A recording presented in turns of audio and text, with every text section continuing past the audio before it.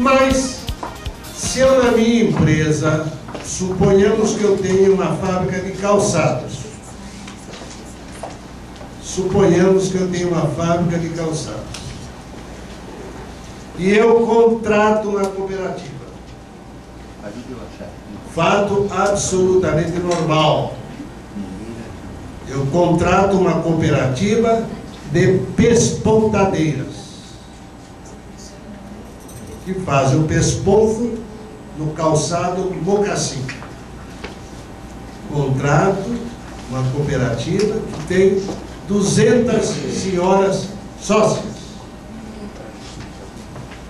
Todo início de semana, a cooperativa manda uma caminhonete até a minha fábrica, pega os calçados que vão ser pespontados, leva até a cooperativa. No final de semana me devolve os calçados. Suponhamos 500 pares por semana.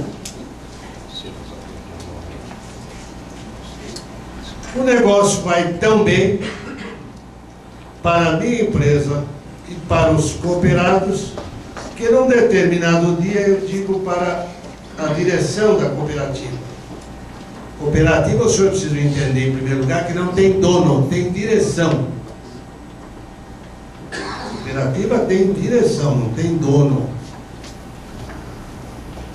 Eu chamo a direção da cooperativa e digo: olha, você não quer passar a trabalhar dentro da minha fábrica? Porque com isto, o rendimento que tem sido de 500 pares por semana pode ser elevado a 750. Eu ganho mais e os senhores ganham mais. Os cooperados ganham mais. E todos acham a ideia muito boa.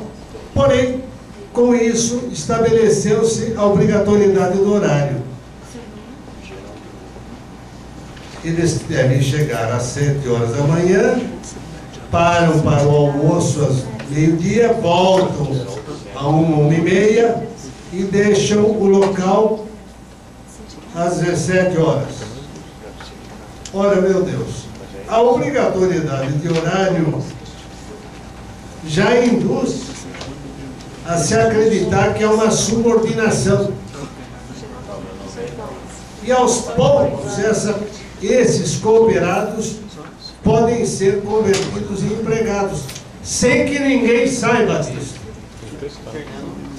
Mas num determinado instante, se um dos cooperados se sente aborrecido por algum motivo, o que é perfeitamente normal e previsível, e vai à Justiça do Trabalho e diz: olha, eu estou sendo tratado como cooperado quando na verdade eu sou empregado. Logo eu tenho férias, eu tenho descanso semanal, eu tenho fundo de garantia, eu tenho hora extra. E aí, quem me garante que o resultado desse processo será favorável à cooperativa, ao tomador de serviços ou àquele trabalhador? Ninguém garante. Até pelo contrário, esse processo pode ser o rastilho, o deflagrador de uma centena de processos ou de uma fiscalização do Ministério Público. Eu volto a insistir, a cooperativa é absolutamente legal. A primeira lei sobre cooperativas foi também a primeira lei sobre organização sindical. Os senhores sabiam? Não. Não é? A primeira lei sobre cooperativas foi exatamente o decreto número 1637, de 5 de janeiro de 1907. Cria sindicatos profissionais e sociedades cooperativas. Está aqui. Na primeira legislação já havia cooperativas, mas não havia uma lei. Já havia sindicatos, mas não havia uma lei. O presidente Afonso Pena foi quem aprovou a primeira lei sobre sindicalização e a primeira legislação sobre cooperativas. Em 1931, houve uma separação, porque o Getúlio Vargas baixou, já no regime do governo provisório, porque ele havia tomado posse em novembro de 1930, ele, em 19 de março de 31, ele baixou o decreto número 19.770, que regula a sindicalização das classes patronais e operárias. E, em 19 de dezembro de 1932, Getúlio baixou o decreto 22.239, que reforma as disposições do decreto legislativo 1637, de 5 de janeiro de 1907, na parte referente às sociedades cooperativas. Então, sempre houve, desde o primeiro, ou seja, a primeira legislação sobre cooperativas completou 100 anos em 2007. Quando eu escrevi o livro 100 anos de sindicalismo, publicado no ano passado, eu mostrei isso daí. Hoje, a lei de cooperativas de 32, ela mencionava, artigo 21, as sociedades cooperativas podem ser classificadas nas seguintes categorias principais: cooperativas de produção agrícola, cooperativas de produção industrial, cooperativas de trabalho, profissionais de classe. Então, a lei, o decreto de 32, previa expressamente a cooperativa de trabalho.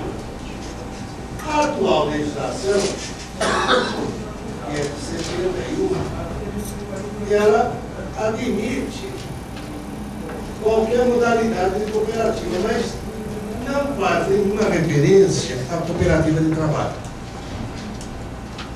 Porque continua sendo um mistério para mim. Mas eu acredito que isto aconteceu dada a dificuldade de definição da cooperativa de trabalho. Explico por quê. Como a Justiça do Trabalho tem a prerrogativa de examinar uma determinada relação de trabalho e concluir se é mera relação de trabalho ou se é relação de emprego, isso está no artigo 9º da CLT, não há como não correr riscos em matéria de cooperativa de trabalho. Isso é que determinou o fracasso absoluto do parágrafo único do artigo 442. Há, porém, uma curiosidade nisso tudo. É que, apesar de todas as dificuldades e de todas as restrições e do combate travado pelo Ministério do Trabalho, pela Justiça do Trabalho, as cooperativas de trabalho continuam surgindo e crescendo, até desafiando a jurisprudência da Justiça do Trabalho. Não é verdade? Apesar de todas essas dificuldades, nós estamos aqui por quê? Porque há um crescimento das cooperativas de trabalho.